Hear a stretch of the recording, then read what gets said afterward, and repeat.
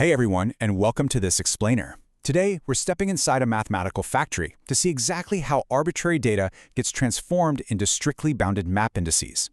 You know, if you've ever worked with hash maps, they honestly feel a little bit like magic. You hand them a piece of data, a name, an ID number, maybe a massive string of text, and instantly, they know exactly where to store it or find it. Well, today, we're prying open that black box.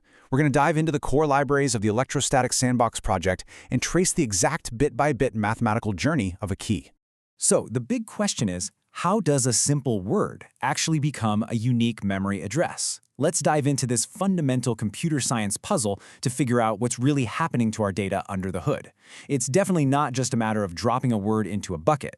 Every single character, every bit of your input has to be perfectly scrambled, shifted, and compacted, so the resulting memory address is uniformly distributed. Because if the math fails, your data clumps together, collisions just skyrocket, and your lightning-fast hash map literally grinds to a halt. Okay, here is the blueprint for our mathematical factory. We'll start with the anatomy of a key, then look at hashing strings with polynomials, move on to scrambling long identifiers, cover spreading for high entropy, and finally, compressing to the limit. Let's get right into it. Starting with the anatomy of a key, or what we can call the sorting room. Our journey kicks off right here, where the system categorizes incoming keys using the typed pointer union. See, before we can do any math at all, the system has to know what it's dealing with. In C, a pointer is really just a memory address. It doesn't inherently know if it's pointing to a single letter, a massive text file, or just an integer. So the typed pointer structure pairs that memory address with an explicit type label, which lets the factory route the data down the right path. And this perfectly illustrates that initial fork in the road. The system absolutely must handle a string, which is an array of characters, completely differently than a single 64-bit long integer. Think about it. A string is basically a sequence with a varying length. You have to process it piece by piece, character by character, until you finally hit a null terminator. But a 64-bit long identifier, that's a fixed, totally predictable chunk of memory, 8 bytes, every single time. So the math required to scramble a variable-length string is just fundamentally different from the math you'd use to scramble a fixed 8-byte block. So, based on those exact type definitions, the crypto hash key function routes our key to its specific mathematical processing path. If the typed pointer flags the data as type string, the router just flips a switch and sends the data down the string assembly line. But if it sees type ID, it gets routed over to the number scrambler. We're going to explore both of these paths, and we'll start with the string. Moving into hashing strings with polynomials, our string assembly line. We're following the string path first, which completely relies on polynomial hashing. It helps to think of a string as a polynomial equation, where every single character is a coefficient. We evaluate this polynomial using something called Horner's rule. It's a highly efficient way of calculating polynomial values without having to calculate massive, expensive powers of exponents directly. But actually, wait, before the loop even starts, we need a starting value. Check out this massive 64-bit hexadecimal prime constant. This acts as the seed to initialize our FNV1A style hash. You definitely don't want to start your hash with 0, because if your very first operation is multiplying by something, well, you're just stuck at 0. So this specific prime number is deeply intentional. Prime numbers are basically the workhorses of cryptography and hashing. Their lack of divisors helps prevent overlapping patterns when you start multiplying and shifting bits later on. It basically acts as a perfect, chaotic starting block. Now, as we loop through every character, we apply Horner's rule. We XOR the character, apply a 5-bit left cyclic shift to multiply by 32, and finally combine the most and least significant bits. Let's really break that down. First, the XOR operation takes the binary value of the current letter and flips the corresponding bits in our running hash. Then, instead of a slow multiplication operation, the code performs a 5-bit left cyclic shift. This is such a clever developer trick. In binary, shifting left by 5 is mathematically identical to multiplying by 32. Or 2 to the 5th power. Finally, the code takes the highest bits, shifts them down, and XORs them against the lowest bits. This guarantees that every single letter, no matter where it sits in the word, dramatically alters the entire 64-bit space. All right, let's look at the other path, scrambling long identifiers in the number scrambler. Let's rewind and follow a long ID as it passes into this scrambler. Remember, a long integer is exactly 8 bytes long. We don't need a loop searching for a null terminator here. We just have 64 bits of raw numeric data. So the goal isn't to evaluate a polynomial, but to physically move the bytes around. so that very similar inputs, like say user ID 100 and user ID 101, produce wildly different outputs. This creates a really neat visual map of the bitwise exchange bytes loop, which methodically swaps specific bytes from the outside in to thoroughly scramble that 64-bit integer. It iterates in a very specific pattern. On the first pass, it swaps the first 2 bytes on the far right, and at the same time swaps the last 2 bytes on the far left. Then, on the next iteration, it moves inwards, swapping bytes 2 and 3 and bytes 5 and 4. It is literally tearing the 64-bit number apart from the edges and aggressively weaving the bytes together toward the center.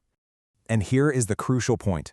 After scrambling those bytes, the original input is XORed right back into the hash to finalize the base scrambling process. This is just a beautiful cryptographic touch. After completely rearranging the bytes of our integer, we take the original, untouched number and completely smash it against our newly scrambled version using an XOR bitwise operation. This ensures the final state contains properties of both the original input and the aggressively mutated data. It makes it nearly impossible to reverse engineer. Next up is spreading for high entropy, or what we'll call the entropy chamber.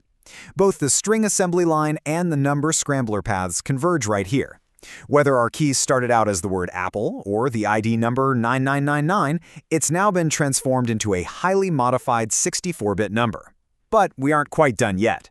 In hashing, we don't just want unique numbers, right? We want numbers that look entirely random. We need maximum entropy.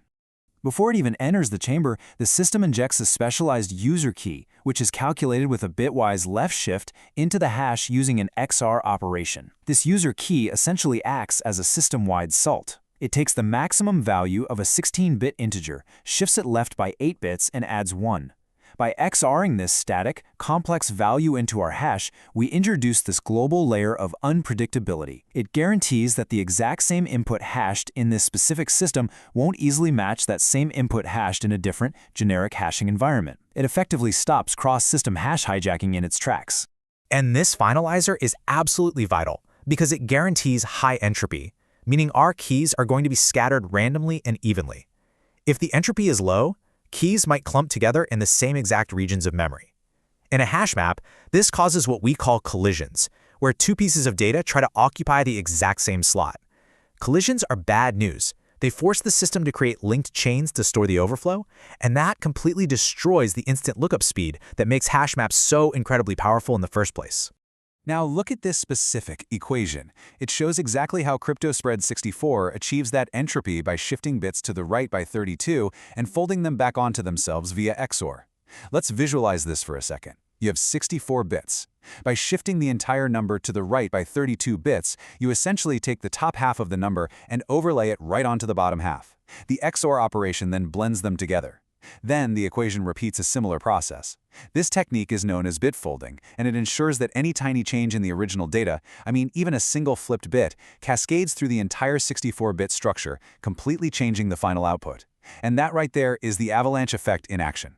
Finally, we reach compressing to the limit. The compactor, our highly randomized 64-bit hash, now enters this final stage. We've got this massive, seemingly random 64-bit integer, but our hash map might only have 100 empty slots right now, or maybe 1,000.